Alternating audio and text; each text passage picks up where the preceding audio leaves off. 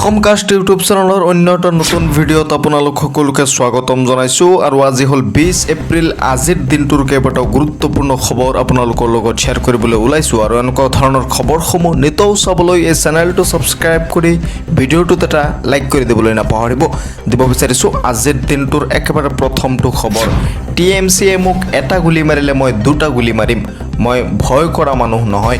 ৰাজ্যৰ মুখ্যমন্ত্ৰী ডক্টৰ হিমন্ত বিশ্ব শৰ্মাই পশ্চিমবংগত নিৰ্বাচনী প্ৰচাৰ চলাই থকাৰ সময়তে ঘোষণা কৰিছে যে যদি টিএমচিয়ে মোক এটা গুলি মাৰে তেনেহ'লে মই তাক দুটা গুলি মাৰিম, মই ভয় খোৱা মানুহ নহয়। মোদীৰ লগত শত্ৰুতা কৰক, ৰামকৃষ্ণৰ লগত নহয়। মমতা বেনাৰ্জীয়ে নিজকে ভগৱানতকৈ ডাঙৰ বুলি ভাবে। থানা মমতা বেনাৰ্জীৰ লগতো আছে, মোৰ লগতো আছে। টিএমচিয়ে মোক এটা গুলি মাৰিলে মই দুটা গুলি মাৰিম, মই দুটা গুলি মাৰিহে শান্ত হ'ম, মই ভয় কৰা মানুহ নহয়। ৰাজ্যৰ মুখ্যমন্ত্ৰী ডক্টৰ হিমন্ত বিশ্ব শৰ্মাই পশ্চিমবংগত নিৰ্বাচনী প্ৰচাৰ চলাই থকাৰ সময়তেই টিএমচিক উদ্দেশ্য কৰি তেওঁ কয় যে টিএমচিয়ে যদি মোক এটা গুলি মাৰে তেনেহ'লে মই দুটা গুলি মাৰিম, মই ভয় কৰা মানুহ নহয়, মই বাংলাদেশী মিয়ালৈ ভয় নকৰোঁ।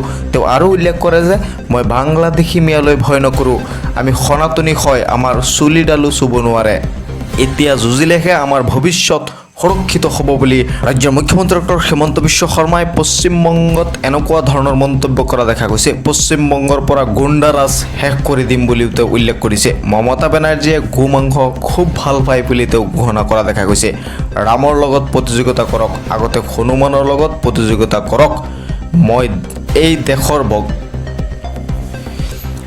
এই দেশ ভগৱান কৃষ্ণ আৰু ভগৱান ৰামৰ হয়, এইবাৰ পশ্চিমবংগৰ সন্ত্ৰাস শেষ হ'ব বুলি তেওঁ উল্লেখ কৰা দেখা গৈছে। উদাত্ত ভাষণ মুখ্যমন্ত্ৰী ডক্টৰ হিমন্ত বিশ্ব শৰ্মাৰ।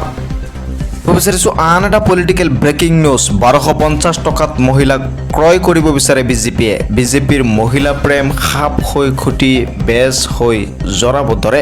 1250 টকাত মহিলাক ক্ৰয় কৰিব বিচাৰে বিজেপিয়ে। এই মন্তব্য মীৰাবৰ ঠাকুৰৰ। বিজেপিৰ মহিলা প্ৰেম সাপ হৈ খুটি বেজ হৈ জৰাব ধৰে। বিজেপিৰ ঘৰিয়ালৰ চকুপানী ৰাইজে বুজি পাইছে। 29লৈ শক্তি বৃদ্ধি কৰাৰ অভিসন্ধিত মুখ থেকেচা খালে বিজেপিয়ে। এনেকুৱা ধৰণৰ তাৎপৰ্যমূলক মন্তব্য কৰা দেখা গৈছে কংগ্ৰেছৰ নেত্ৰী মীৰাবৰ ঠাকুৰে। বিজেপিয়ে মহিলাৰ আসন এইবাৰ নিৰ্বাচনত কিয় বৃদ্ধি নকৰিলে? গৰিমা গাৰ্গৰ ক্ষেত্ৰত কোনজন বিজেপি নেতাই থিয় দিলে বুলি তেওঁ উল্লেখ কৰা দেখা গৈছে। চলে কৌশলে কংগ্ৰেছক মহিলা বিদ্ৰোহী সজাব বিচাৰিছে বিজেপিয়ে। নাৰীৰ শক্তিৰ কথা কোৱা প্ৰধানমন্ত্ৰীৰ নাৰীৰ প্ৰতি ভক্তি নাই, সৰব মহিলা কংগ্ৰেছ সভানেত্ৰী মীৰাবৰ ঠাকুৰ।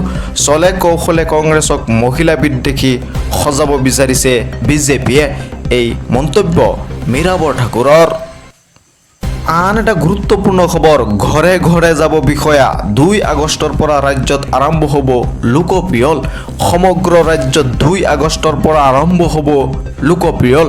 17 আগষ্টৰ পৰা ঘৰে ঘৰে যাব গণনাকাৰী বিষয়া। 17 আগষ্টৰ পৰা আপোনাৰ ঘৰে ঘৰে আহিব এই গণনাকাৰী বিষয়া।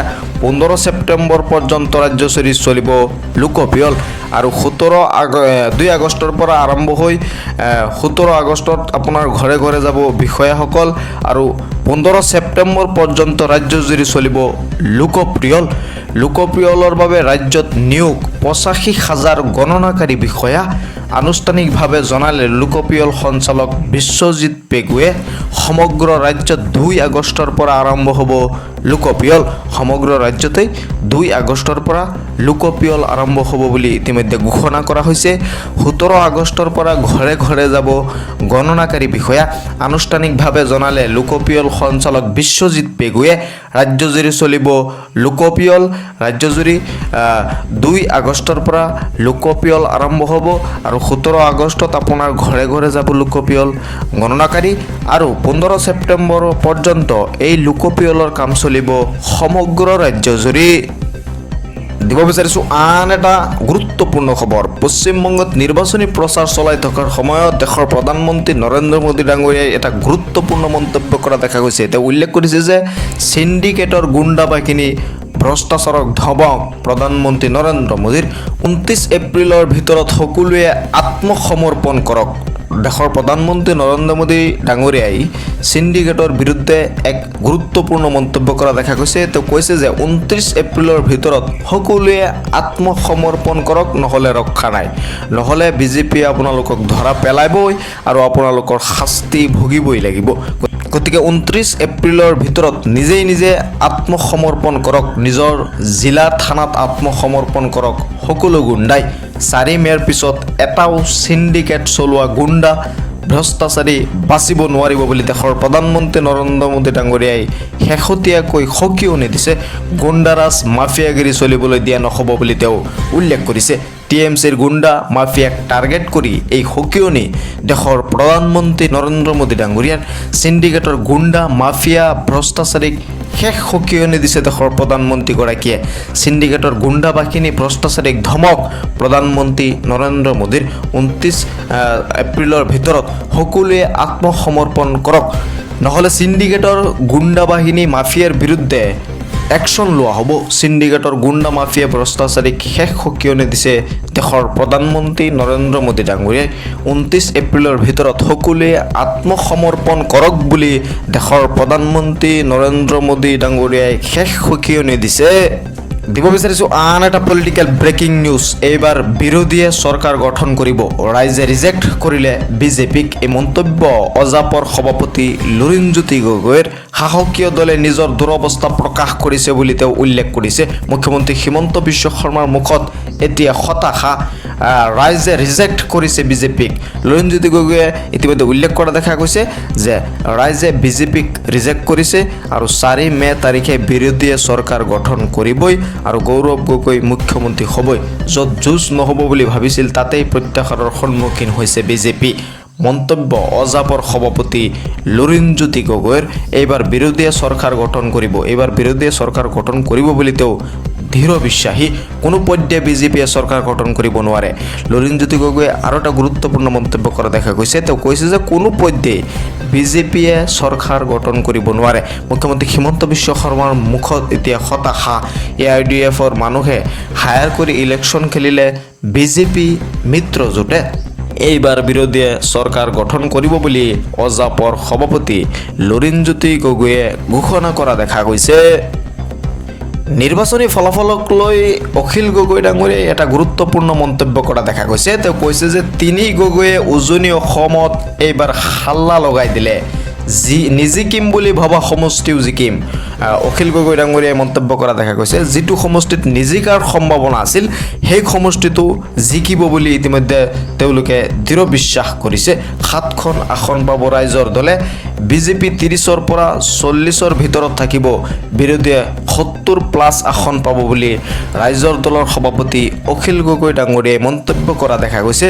আৰু বিৰোধীয়ে 70+ আসন লাভ কৰি এইবাৰ বিৰোধীয়ে চৰকাৰ গঠন কৰিব আৰু গৌৰৱ গগৈ মুখ্যমন্ত্ৰী হ'ব বুলি ৰাইজৰ দলৰ সভাপতি অখিল গগৈ ডাঙৰীয়াই ঘোষণা কৰিছে। দিব বিচাৰিছোঁ আন এটা গুৰুত্বপূৰ্ণ খবৰ। SIRত কৰ্তন হ'ব বাংলাদেশী মুছলমানৰ নাম। SIRক লৈ মুখ্যমন্ত্ৰী ডক্টৰ হিমন্ত বিশ্ব শৰ্মাৰ ডাঙৰ মন্তব্য। SIRক লৈ মুখ্যমন্ত্ৰীৰ বৃহৎ মন্তব্য কৰা দেখা গৈছে। SIRত কৰ্তন হ'ব বাংলাদেশী মুছলমানৰ নাম, ভাৰতীয়ৰ নাম অন্তৰ্ভুক্ত হ'ব SIRত। মমতা বেনাৰ্জীয়ে কোনো কাৰণ নোহোৱাকৈ SIRৰ বিৰোধিতা কৰি আছে বুলি ৰাজ্যৰ মুখ্যমন্ত্ৰী ডক্টৰ হিমন্ত বিশ্ব শৰ্মাই ঘোষণা কৰা দেখা গৈছে। বিজেপি ভাৰতীয় মুছলমানৰ শত্ৰু নহয়, লক্ষ্য কেৱল অনুপ্ৰৱেশকাৰীৰ।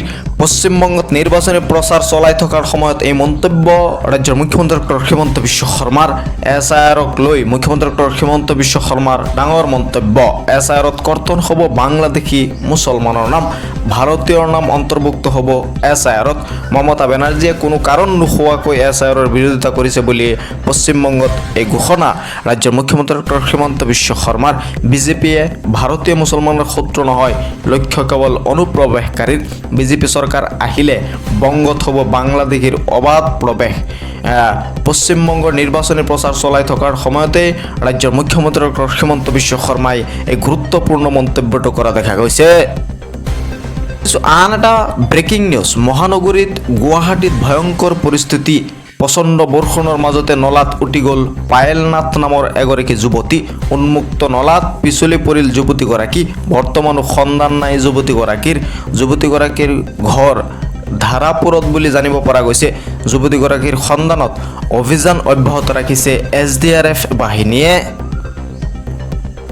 দিব বিচাৰিছো আজিৰ দিনটোৰ একেবাৰে শেষৰটো খবৰ বান পৰিস্থিতিৰ বাবে গুৱাহাটী পৌৰ নিগম এলেকাৰ সকলো বিদ্যালয় বন্ধ ঘোষণা কৰা হৈছে সোমবাৰে বন্ধ থাকিব অৰ্থাৎ আজি বন্ধ থাকিব চৰকাৰী বেচৰকাৰী সকলো শিক্ষানুষ্ঠান কামৰূপ মহানগৰ জিলা প্ৰশাসনে জাননী যোগে জাৰি কৰিছে এই নিৰ্দেশনা বান পৰিস্থিতিৰ বাবে গুৱাহাটী পৌৰ নিগম এলেকাৰ সকলো বিদ্যালয় বন্ধ ঘোষণা কৰা হৈছে আৰু কামৰূপ মহানগৰ জিলা প্ৰশাসনে জাননী যোগে জাৰি কৰিছে এই নিৰ্দেশনা সোমবাৰ অৰ্থাৎ আজি বন্ধ থাকিব গুৱাহাটী পৌৰ নিগম এলেকাৰ সকলো চৰকাৰী আৰু বেচৰকাৰী শিক্ষানুষ্ঠান কামৰূপ মহানগৰ জিলা প্ৰশাসনে জাননীৰ যোগে জাৰি কৰিছে এই নিৰ্দেশনা আজিৰ এই দিনটোৰ গুৰুত্বপূৰ্ণ খবৰখিনি আপোনালোকে শ্বেয়াৰ কৰি দিব যাতে সকলোৱে চাব পাৰে লগতে মোৰ এই চেনেলটো সাবস্ক্ৰাইব কৰি ৰাখিব যেতিয়া মই পৰৱৰ্তী ভিডিঅ' আপলোড কৰোঁ আপোনালোকে অতি সহজতে সেই ভিডিঅ'টো চাব পাৰিব